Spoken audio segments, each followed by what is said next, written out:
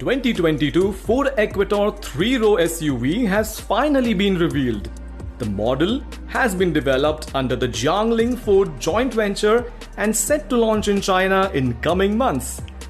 Dimensionally, the new Ford SUV measures 4,905 mm in length, 1,930 mm in width, and 1,755 mm in height, with a wheelbase of 2,865 mm.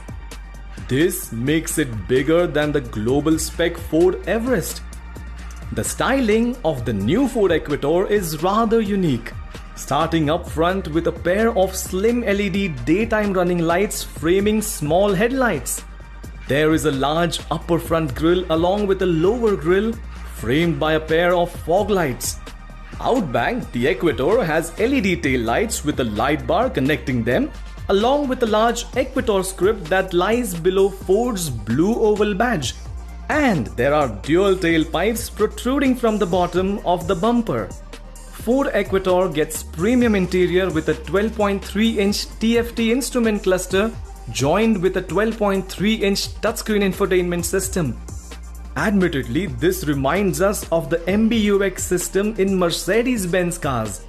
The infotainment system offers connected car technology and comes with an artificial intelligence-based voice assistant and AR augmented reality navigation with 3D maps. Other features on the SUV include automatic AC, a panoramic sunroof, electrically adjustable seats, etc.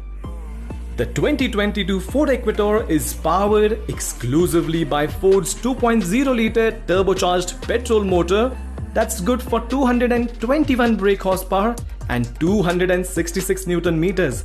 The SUV gets front-wheel drive standard and all-wheel drive optional systems.